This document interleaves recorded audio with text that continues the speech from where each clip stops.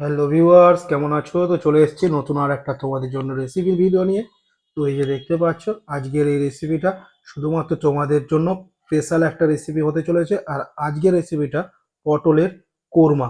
তো একদম নিরামিষ পদ্ধতিতে ঘরোয়া মশলা দিয়ে আজকের এই রেসিপিটা তোমাদেরকে বানিয়ে দেখাবো। তো অবশ্যই যদি চ্যানেল নতুন হতো চ্যানেলটাকে প্লিজ সাবস্ক্রাইব করে দাও। আর বাই দ্য ওয়ে, আমি মনোজ, আর আপনারা দেখছেন মনোজের রান্নাঘর ইউটিউব চ্যানেল। তো চলো শুরু করা যাক আজকের রেসিপি। তো সবার প্রথমে আমি এখানে 500 গ্রাম মতন পটল নিয়ে নিয়েছি। এই যে দেখতে পাচ্ছ, এরকম সাইজের পটল। তো জলে প্রথমে একটু ভালো করে ভিজিয়ে ধুয়ে নিয়েছি। আর এরকমভাবে 3টে শিরে পটলগুলোকে আমি কেটে নেবো। এই যে দেখতে পাচ্ছ কত সুন্দর 3টে করে শির দিয়ে আমি পটলগুলো সবগুলোকে এইভাবে ছাড়িয়ে নেব। তো ফাইনালি আমার দেখতে পাচ্ছি এই যে পটল সব ছাড়ানো কমপ্লিট হয়ে গেছে। এবার পটলের দুশো সাইড আমি একটু কেটে দেবো। এই যে দেখতে পাচ্ছি এইভাবে পটলের দু সাইডগুলোকে একদম ভালোভাবে কেটে পরিষ্কার করে নেব।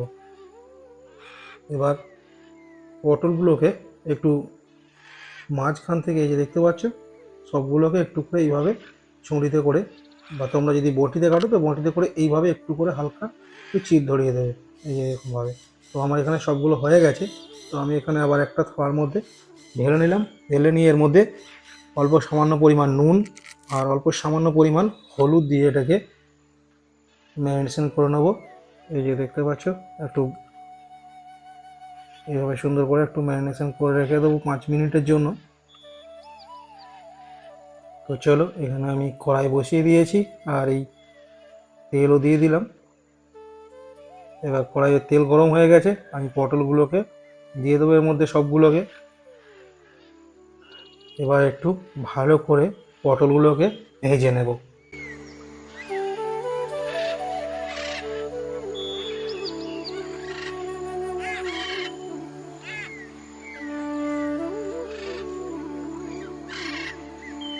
তো দেখতে পাচ্ছি এই যে কত সুন্দর লাল লাল করে পটলগুলো ভাজা কমপ্লিট হয়ে গেছে। তো চলো পটলগুলোকে আমি তুলে নিই।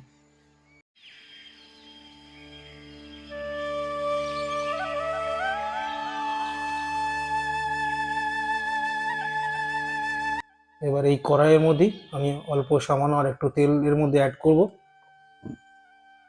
এবার এখানে আমি কিছু মশলা নিয়ে নিয়েছি, যেমন দেখতে পাচ্ছ 4-5টা এলাচ, লবঙ্গ 4-5টা, 2 টুকরো দারচিনি, একটা তেজপাতা আর অল্প কিছুটা কালো জিরে।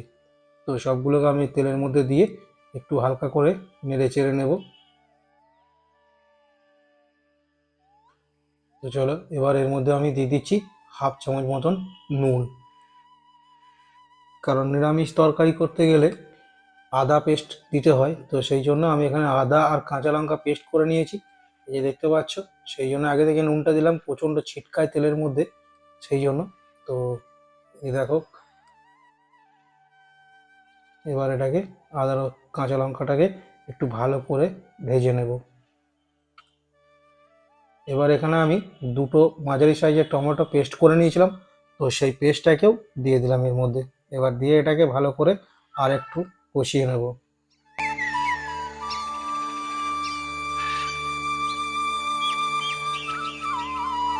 তো আমার এখানে দেখতে পাচ্ছ কষানো কমপ্লিট। এবার আমি এর মধ্যে দিয়ে দেবো মশলা, যেমন 1 চামচ জিরে গুঁড়ো, 1 চামচ ধনে গুঁড়ো, হাফ চামচ হলুদ গুঁড়ো। এগুলোকে দিয়ে এবার একটু ভালো করে নেড়ে চেড়ে নেব।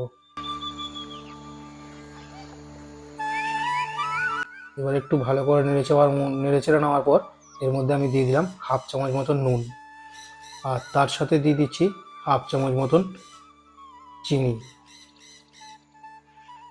এবার এগুলোকে আবার একটু ভালো করে নেড়ে চেড়ে কষিয়ে নেব।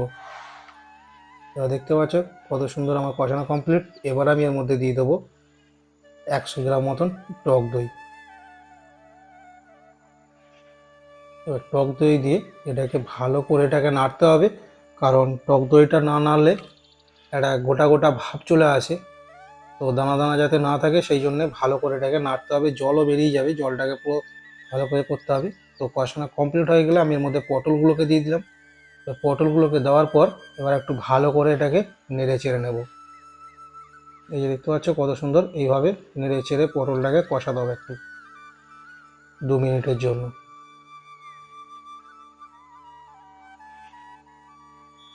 এবার 2 মিনিট নাড়াচাড়া করার পর আমি এখানে দিয়ে দিলাম পরিমাণ মতন জল। এবার জলটা দিয়ে আবার একটু ভালো করে নেড়ে চেড়ে নেব। নেড়ে চেড়ে নেওয়ার পর আমি এটাকে 2 মিনিট থেকে 5 মিনিটের জন্য ঢাকনা দিয়ে ফুটতে দেব। তো ফাইনালি 5 মিনিট পর আমি ঢাকনা খুলে তোমাদের দেখাচ্ছি, দেখো। আর গ্যাসের ফ্লেম সবসময় লোতে রাখবে। আমি গ্যাসের ফ্লেমটা লোতে রেখেছিলাম, এইভাবে ফুটবে। তো দেখতে পাচ্ছ কত সুন্দর। এবার এর মধ্যে আমি দিয়ে দিচ্ছি অল্প সামান্য করে গরম মশলার গুঁড়ো। তো গরম মশলা দেওয়ার পর আমি আবার একবার ভালো করে একটু নেড়ে চেড়ে নেব। এবার গ্যাসটাকে বন্ধ করে দিলাম। দেখতে পাচ্ছ গ্যাস বন্ধ করে দিয়েছি। তো আমার কমপ্লিট। গ্রেভিটাও কত সুন্দর মাখা মাখা হয়েছে। তো চলো এবার টেবিলে প্লেটে করে সার্ভ করে গরম গরম ভাতের সাথে খাওয়া যাক।